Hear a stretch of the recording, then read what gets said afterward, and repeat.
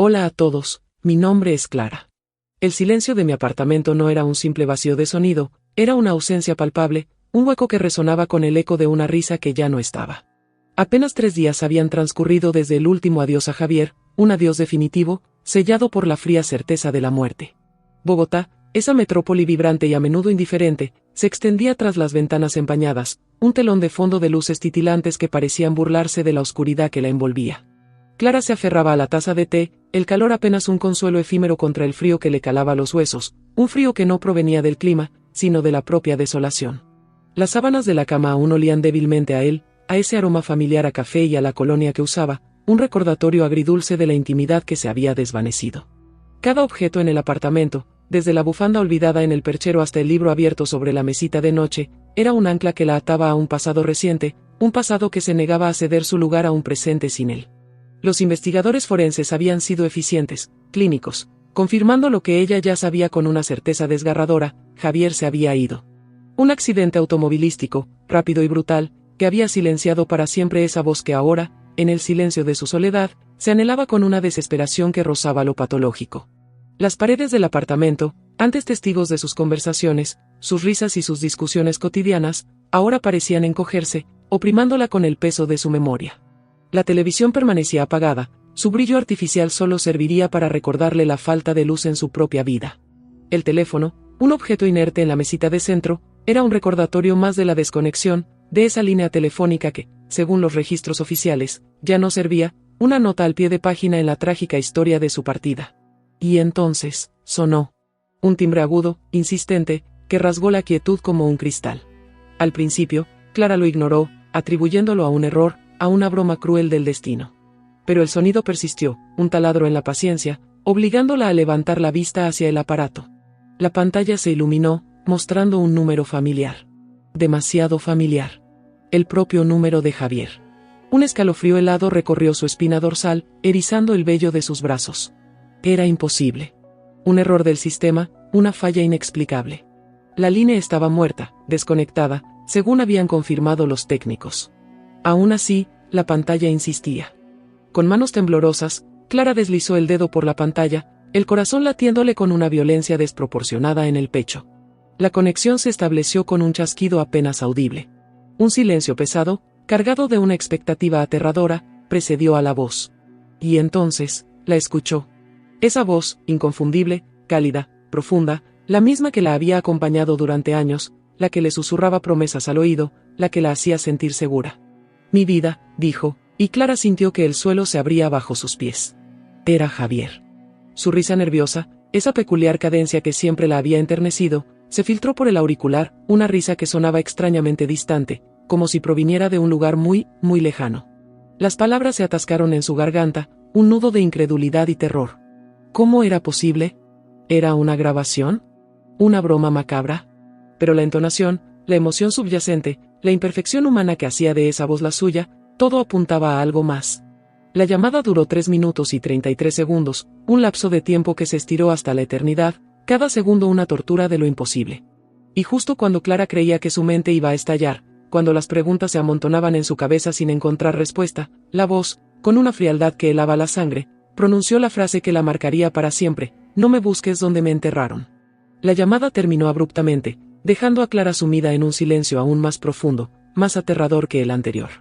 La grabación oficial, ese vestigio tangible de lo sucedido, se desvanecería misteriosamente días después, alimentando la especulación y el miedo. Era una falla tecnológica sin precedentes, un glitch en el sistema que jugaba con las emociones más profundas de una persona en duelo. ¿O era algo más? Un mensaje, un grito desde el más allá, desafiando las leyes de la física y la razón. Este evento, registrado en un audio personal que se convirtió en un enigma, no era solo una historia de terror, era una grieta en la realidad, una invitación a cuestionar todo lo que creíamos saber sobre la vida, la muerte y la conexión que trasciende ambas. La próxima llamada que Clara recibiera, o que tú recibas, nunca volvería a ser la misma. El impacto de esa llamada se extendió más allá de la simple conmoción, se incrustó en el tejido mismo de la percepción de Clara. Las paredes de su apartamento, antes un refugio contra el mundo exterior, ahora se sentían como los barrotes de una celda, cada sombra una silueta amenazante, cada crujido del edificio un presagio. Intentó racionalizarlo. Una broma pesada, sin duda. Alguien con acceso a grabaciones de Javier, a su voz, a sus inflexiones. Pero la idea se desmoronaba ante la evidencia de la llamada entrante, del registro de su propio número, un número que, según todos los informes, estaba inoperativo. La compañía telefónica, consultada con desesperación, ofreció explicaciones vagas sobre fallas técnicas temporales, sobre interferencias inexplicables en la red. Pero sus palabras sonaban huecas, insuficientes para llenar el abismo de dudas que se había abierto en Clara. Se sumergió en Internet, buscando respuestas en los rincones más oscuros de la web. Foros de lo paranormal, grupos de debate sobre fenómenos inexplicables, historias de fantasmas y apariciones. Se encontró con términos como resonancia psíquica, eco espectral, residuos de conciencia. Los investigadores paranormales, contactados tímidamente al principio, hablaban de un caso singularmente perturbador, de una energía residual tan potente que podía manipular las líneas telefónicas. La frase, "no me busques donde me enterraron", resonaba en su mente como un mantra macabro, sembrando una nueva capa de terror. ¿Qué quería decir? ¿Que su cuerpo, su tumba, no era el lugar para encontrarlo? ¿Que su esencia, su conciencia, existía en otro plano, en un espacio que desafiaba la comprensión humana? La idea la aterrorizaba y, a la vez, la atraía con una fuerza irresistible. La necesidad de entender, de desentrañar el misterio, se convirtió en una obsesión que eclipsaba su duelo.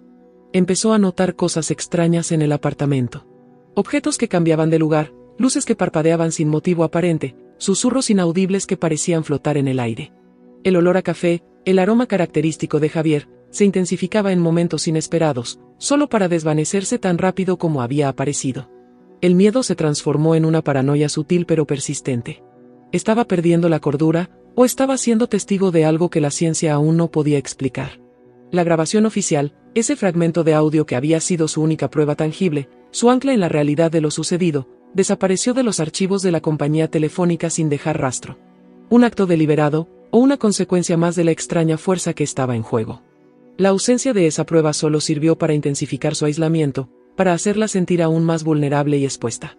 Los días se volvieron una sucesión de noches en vela, de miradas furtivas a las sombras, de sobresaltos ante cualquier ruido inesperado. La figura de Javier, antes un recuerdo reconfortante, ahora se manifestaba como una presencia inquietante, una pregunta sin respuesta que la acechaba en cada rincón de su vida. El peso de lo desconocido comenzó a erosionar la fortaleza de Clara. La frase, "no me busques donde me enterraron", se convirtió en un acertijo tortuoso, una puerta que, al intentar abrirla, solo revelaba más oscuridad. Empezó a visitar lugares que Javier había frecuentado, no para buscar su tumba física, sino para intentar comprender las huellas que había dejado en el mundo. Recorrió las calles que solían caminar juntos, los cafés donde compartían tertulias, los parques donde paseaban. Cada lugar era un eco, una resonancia de su presencia, pero ninguna ofrecía una respuesta clara. Se encontró revisando viejas fotografías, buscando en sus ojos alguna pista, alguna señal de que algo más profundo, algo más allá de lo terrenal, lo había estado afectando antes de su muerte. La culpa, sutil al principio, comenzó a florecer. ¿Había pasado por alto algo? ¿Alguna señal de advertencia, alguna inquietud en su comportamiento que ella, en su propia burbuja de normalidad, había ignorado? El duelo se entrelazaba con un terror creciente, una sensación de que su vida se estaba desmoronando no solo por la pérdida, sino por la intrusión de algo ajeno, algo que desafiaba la lógica. Los investigadores paranormales que había contactado le sugirieron la posibilidad de un cierre forzado, de una conciencia que se negaba a aceptar su propia partida, o que tenía un mensaje pendiente de vital importancia. Hablaban de la energía residual que los seres humanos dejamos al morir, de la posibilidad de que, en circunstancias excepcionales, esa energía pudiera manifestarse de formas inesperadas. Pero la naturaleza de esa manifestación, la manipulación de un sistema de comunicación tan complejo como una línea telefónica, los dejaba perplejos. La desaparición de la grabación oficial se convirtió en un punto de inflexión. Ya no se trataba solo de su dolor, sino de un encubrimiento, de una fuerza que intentaba silenciar la verdad. Empezó a sospechar de todo y de todos. ¿Quién se beneficiaría de ocultar la verdad sobre esa llamada? ¿La compañía telefónica, para evitar un escándalo? ¿O algo más siniestro, algo que operaba desde las sombras? La fragilidad de la realidad se hizo palpable. Las certezas que antes la sostenían se desvanecieron, reemplazadas por una constante sensación de vulnerabilidad. La idea de que la muerte no era un final absoluto, sino una transición hacia un estado desconocido, la aterrorizaba. Si Javier podía comunicarse desde el otro lado, ¿qué significaba eso para ella? ¿Estaba ella misma en peligro? La línea entre la vida y la muerte, entre la cordura y la locura, se volvía cada vez más difusa. La frase, no me busques donde me enterraron, ya no era solo un mensaje críptico, sino una advertencia, un llamado a no seguir un camino que podría conducir a la perdición. La obsesión por desentrañar el misterio de la llamada de Javier la llevó por caminos cada vez más oscuros. Clara comenzó a documentar meticulosamente cada incidente extraño, cada susurro, cada objeto fuera de lugar. Creó un diario, un registro de lo inexplicable, con la esperanza de encontrar un patrón, una lógica subyacente en el caos. Las noches se volvieron un campo de batalla contra el insomnio, su mente un torbellino de preguntas sin respuesta. La figura de Javier, antes un recuerdo cálido, se transformaba en una presencia enigmática, casi amenazante. ¿Era él quien la contactaba, o era una entidad que se hacía pasar por él, aprovechando su vulnerabilidad? La posibilidad la helaba hasta los huesos. La idea de que su amor, su conexión, pudiera ser explotada por fuerzas oscuras era casi insoportable. Los investigadores paranormales, con quienes mantenía un contacto cada vez más frecuente, le hablaban de eones y energías residuales, de la posibilidad de que la conciencia de Javier estuviera atrapada en un bucle, repitiendo la última comunicación con el mundo. Pero la frase, no me busques donde me enterraron, sugería un movimiento, una intención, algo más allá de una simple repetición.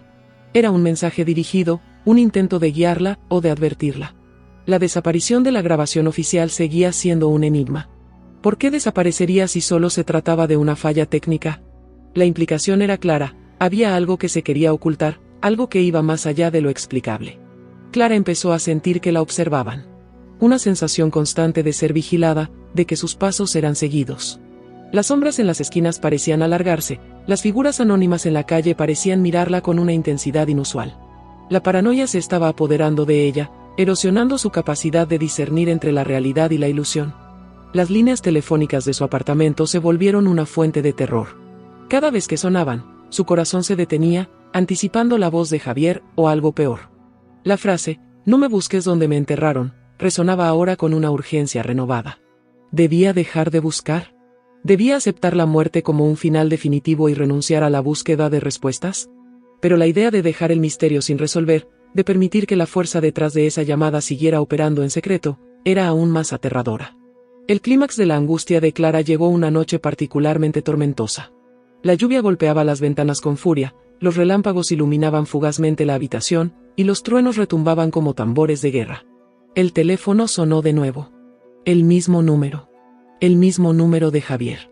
Esta vez, no hubo risa. Solo un silencio prolongado, cargado de una tensión insoportable. Clara, con las manos temblorosas y la respiración entrecortada, respondió. Javier, ¿eres tú?, susurró, su voz apenas un hilo. La respuesta llegó, no en palabras, sino en un sonido. Un sonido gutural, distorsionado, que se transformó en un gemido prolongado, un lamento que parecía provenir de las profundidades de la tierra. Era un sonido de agonía pura, de un sufrimiento inimaginable. Clara sintió que el aire se le escapaba de los pulmones. La voz que había anhelado, la voz que había buscado, se había convertido en algo monstruoso, algo que no reconocía. Y entonces, entre los gemidos, escuchó una frase, más clara esta vez, pero pronunciada con una voz que ya no era la de Javier, sino una mezcla de la suya y algo más antiguo, más oscuro. Me buscaste, y me encontraste, pero no soy yo. El horror la invadió por completo. La comprensión la golpeó con la fuerza de un rayo, no era Javier quien la llamaba. Era algo más, algo que se había apropiado de su identidad, de su voz, para atraerla, para atraparla. La frase, no me busques donde me enterraron, cobró un nuevo y aterrador significado. No se trataba de un lugar físico, sino de una identidad, de una conciencia. Al buscar a Javier, al aferrarse a su recuerdo, había abierto una puerta, había permitido que algo entrara. La llamada terminó, no con un corte, sino con un sonido de estática que se prolongó, como si el propio universo estuviera gritando. Clara cayó de rodillas, el teléfono resbalando de sus manos y cayendo al suelo con un golpe sordo. Las luces parpadearon violentamente, y por un instante, en el reflejo de la ventana oscura, creyó ver una figura, una silueta oscura parada detrás de ella. Los días siguientes fueron un borrón de terror y confusión. Clara se encerró en sí misma, incapaz de procesar lo que había experimentado. La línea telefónica de su apartamento fue desconectada permanentemente, la compañía telefónica citando fallas técnicas irrecuperables. La grabación oficial, que de alguna manera había logrado recuperar una copia antes de que desapareciera por completo, era ahora un objeto de terror, un recordatorio tangible de la noche en que la realidad se fracturó. El audio era inconfundible, la voz de Javier, su risa, la frase escalofriante, y luego, el gemido distorsionado, la voz que no era la suya. Pero el final, la parte más aterradora, la confesión de que no soy yo, se había desvanecido. La grabación terminaba abruptamente después de los gemidos, dejando un vacío aún mayor. La investigación paranormal, que había prometido respuestas, se encontró con un muro de silencio. Los expertos, tras analizar la grabación y los eventos, se declararon perplejos. Hablaban de una interferencia psíquica, de una magnitud sin precedentes, de una energía que había logrado no solo manifestarse, sino también manipular un sistema de comunicación complejo. La idea de que algo pudiera robar la identidad de un ser querido, de usar su voz para atraer a sus seres queridos hacia la oscuridad, era un concepto que desafiaba todas sus teorías. Clara intentó retomar su vida, pero la normalidad se había vuelto inalcanzable. Cada llamada telefónica la hacía saltar, cada sombra le provocaba un escalofrío. La frase, "no me busques donde me enterraron", se había convertido en una advertencia interna, un recordatorio constante de que ciertas puertas es mejor dejarlas cerradas. La búsqueda de Javier se había transformado en una lucha por su propia cordura, por su propia alma. La vida de Clara nunca volvió a ser la misma. Vivía con la constante sensación de que algo la observaba, de que la presencia que había contactado a través del teléfono seguía cerca, esperando. La frase, "no me busques donde me enterraron", se convirtió en un mantra de precaución. Había aprendido, de la manera más aterradora, que algunas preguntas no deben ser respondidas, que algunas puertas es mejor dejarlas cerradas para siempre. La grabación, el fragmento de audio que había sido su única prueba, se convirtió en un amuleto de terror, un objeto que guardaba celosamente, pero que rara vez se atrevía a escuchar. La desaparición de la parte final de la grabación, la confesión de la entidad, la dejó con una inquietud perpetua. ¿Qué era esa cosa? ¿Qué quería? Y lo más importante, ¿había logrado algo al contactarla? Clara, ahora una sombra de sí misma, vivía con el peso de ese misterio, con la certeza de que la muerte no era el final, sino, quizás, solo el principio de algo mucho más oscuro y desconocido. La próxima llamada, la que tú podrías recibir, podría no ser de un ser querido, sino de algo que anhela cruzar, algo que se esconde en las sombras de la tecnología, esperando una conexión para manifestarse, para susurrar su terror en tu oído. Y la pregunta que quedaba en el aire, la que resonaba en el silencio de la noche bogotana, era si tú, al escuchar esa voz familiar, tendrías la fuerza para colgar. La ausencia de la parte crucial de la grabación, ese fragmento donde la entidad revelaba su verdadera naturaleza al confesar, "no soy yo", creó un vacío gnóstico que Clara no podía llenar. No se trataba de una simple falla técnica, sino de una amputación deliberada, una sustracción de información que alteraba radicalmente la comprensión del evento. La compañía telefónica, al ser presionada, solo ofreció evasivas, alegando una corrupción de datos irrecuperable, una explicación que sonaba cada vez más inverosímil ante la magnitud del misterio.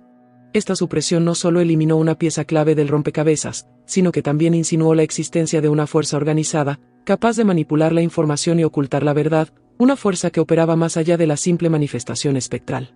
Ahora, la pregunta ya no era solo quién o qué se había comunicado, sino por qué se había ocultado la respuesta, qué agendas se movían en las sombras para silenciar esa revelación. En este nuevo panorama, la naturaleza de la comunicación se volvió más insidiosa. Ya no era un eco del pasado, una resonancia de una conciencia atrapada, sino una manipulación activa, una estrategia para mantener a Clara en un estado de perpetua incertidumbre y terror. La entidad, al privarla de la confirmación de su propia identidad no humana, la dejaba a merced de sus propias proyecciones de miedo y duelo. La frase, "no me busques donde me enterraron", al ser despojada de su contexto explicativo, se transformaba de una guía hacia la verdad a un señuelo, una trampa retórica diseñada para perpetuar la confusión y el sufrimiento.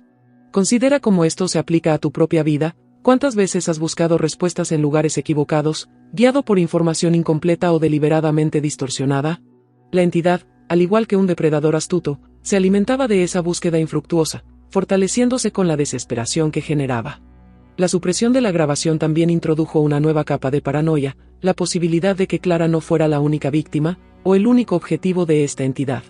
Si había una fuerza lo suficientemente poderosa como para manipular registros oficiales, ¿hasta dónde llegaba su influencia? ¿Cuántas otras fallas técnicas o corrupciones de datos en el mundo podrían ocultar manifestaciones similares? La idea de que la tecnología misma, esa red de conexiones que creíamos controlar, pudiera ser un conducto para entidades que operaban fuera de nuestra comprensión, se volvía aterradora. La comunicación, que antes se consideraba un acto humano o, en el peor de los casos, un fenómeno paranormal aislado, ahora se presentaba como un campo de batalla donde fuerzas desconocidas podían operar, utilizando nuestras propias herramientas de conexión para sembrar el caos y el terror. La ausencia de esa confesión final no solo dejó a Clara en la oscuridad, sino que proyectó una sombra sobre la confiabilidad de toda comunicación digital, invitando a cuestionar la autenticidad de cada mensaje recibido. Por consiguiente, la entidad no buscaba simplemente comunicarse, sino controlar la narrativa, reescribir la verdad para sus propios fines. Al eliminar la confesión, se aseguraba de que Clara continuara atrapada en la creencia de que estaba lidiando con el espíritu de Javier, o al menos con algo relacionado con él, perpetuando así la conexión que la entidad necesitaba. La ausencia de la verdad se convirtió en su arma más potente, una cortina de humo que ocultaba su verdadera naturaleza y sus intenciones. Ahora, la lucha de Clara no era solo contra un fenómeno inexplicable, sino contra una inteligencia que manipulaba activamente la información, utilizando la tecnología como su lienzo para pintar un cuadro de terror y desinformación. La supresión de la grabación no era un accidente, era un acto de guerra psicológica, un movimiento calculado para mantener a su víctima en un estado de vulnerabilidad extrema, perpetuando el ciclo de miedo y desesperación. Al contemplar el camino recorrido hasta ahora, se percibe una confluencia de inquietudes que trascienden la mera curiosidad. La urdimbre de eventos, tejida con hilos de lo inexplicable y lo profundamente humano, nos ha llevado a un punto donde las certezas se desdibujan, dando paso a una comprensión más matizada de la fragilidad de nuestra realidad. Las resonancias que hemos explorado, esas ondas expansivas de un suceso anómalo, no son meros ecos aislados, sino que se entrelazan para formar un patrón, un tapiz que revela la intrincada conexión entre el mundo físico y las dimensiones que apenas intuimos. Es en este crisol de experiencias donde la noción de la comunicación, en su forma más elemental y en sus manifestaciones más tecnológicas, se revela no como un simple intercambio de información, sino como un portal, un umbral a través del cual las influencias, tanto benévolas como ominosas, pueden transitar. Hemos sido testigos de cómo los cimientos de lo que considerábamos inmutable, las leyes de la física, la linealidad del tiempo, la definitividad de la existencia, se tambalean ante la persistencia de un enigma que desafía la explicación racional, sugiriendo que la frontera entre lo tangible y lo inacible es, quizás, mucho más permeable de lo que nos atrevemos a admitir. En este punto de convergencia, la narrativa nos invita a una introspección colectiva. La fragmentación de la evidencia, la ilusión de las respuestas claras, no son meros tropiezos en el relato, sino elementos esenciales que moldean nuestra percepción. Es como observar un reflejo distorsionado en aguas turbulentas, la imagen está ahí, pero su nitidez se ve comprometida, obligándonos a inferir, a intuir, a confrontar la posibilidad de que la verdad completa pueda ser esquiva, incluso intencionadamente oculta. A medida que nos aproximamos a la conclusión de este periplo, es imperativo reconocer cómo las hebras de lo personal y lo universal se anudan inextricablemente. La angustia individual, la duda colectiva, la búsqueda de sentido ante lo incomprensible, todo converge en un entendimiento más profundo de nuestra propia vulnerabilidad y de la constante negociación que mantenemos con lo desconocido. La fragilidad de nuestras certezas, la tenacidad de nuestras preguntas, son, en sí mismas, el testimonio de una realidad que se resiste a ser completamente desentrañada, una invitación a una cautela renovada ante las conexiones que forjamos. La inquietante resonancia de aquella llamada, surgida de la nada y desvanecida en el silencio, no es un mero relato de lo paranormal, sino un espejo profundo de nuestra propia condición. Nos confronta con la fragilidad de nuestras certezas, con la delgada membrana que separa la realidad palpable de los abismos de lo desconocido. La voz que cruzó las barreras de la muerte, la manipulación de la tecnología para sembrar el terror, todo ello nos recuerda que nuestra comprensión del universo es, en el mejor de los casos, incompleta. La desaparición de la prueba crucial, la confesión truncada, no es un simple giro argumental, sino una metáfora de cómo la verdad, a menudo, se nos escapa entre los dedos, oculta tras velos de intencionalidad o simple incomprensión. Lo que comenzó como un evento singular, un suceso aislado en la vasta urbe de Bogotá, se expande ahora hasta abarcar una reflexión universal. La tecnología, esa herramienta que nos conecta y nos informa, puede también ser un conducto para lo insólito, un portal que, al ser activado por fuerzas que escapan a nuestro entendimiento, revela la precariedad de nuestro control sobre el mundo que hemos construido. La ausencia de Javier en la comunicación, la presencia de algo más, nos obliga a cuestionar la naturaleza misma de la identidad y la conciencia. ¿Qué sucede cuando la familiaridad de una voz se convierte en la máscara de una entidad desconocida? ¿Qué sucede cuando el duelo nos ciega a la terrible verdad de que estamos interactuando con algo ajeno, algo que se nutre de nuestro dolor? La verdadera práctica, sin embargo, comienza ahora. No en la búsqueda frenética de respuestas definitivas, que quizás no existan, sino en la aceptación de la ambigüedad, en el cultivo de una vigilancia serena ante las grietas de la realidad. Es en la conciencia de nuestra propia vulnerabilidad, en la comprensión de que las líneas de comunicación pueden ser traicioneras, donde reside la fortaleza. La próxima llamada, el próximo mensaje inesperado, ya no será solo un evento, sino una oportunidad para discernir, para escuchar no solo las palabras, sino el silencio que las envuelve, para reconocer las sombras que acechan tras la luz familiar. El eco de esa voz, aunque distorsionado, nos ha enseñado a escuchar de otra manera, a percibir las corrientes subterráneas que dan forma a nuestra experiencia. La vida, en su esencia más profunda, reside en la valentía de seguir adelante, no a pesar de los misterios, sino precisamente a causa de ellos, manteniendo siempre una mente abierta y un espíritu alerta ante la vasta e insondable naturaleza de la existencia. Esta fue otra historia impactante de nuestro canal Relatos Prohibidos. La vida nos enseña que a veces la verdad se esconde en los lugares más oscuros, y que incluso el miedo puede revelar una lección.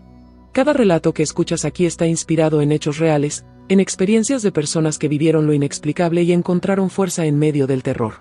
Si esta historia te estremeció o te hizo reflexionar, cuéntanos en los comentarios. ¿Qué habrías hecho tú en esta situación? Tu opinión nos importa. No olvides suscribirte y activar la campanita para no perderte nuestros próximos videos llenos de misterio, suspense y emociones intensas.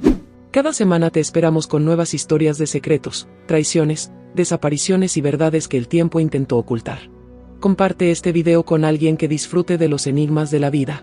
Y recuerda, no todas las puertas deberían abrirse, pero algunas revelan lo que más necesitamos ver. Hasta el próximo video, si te atreves a escucharlo.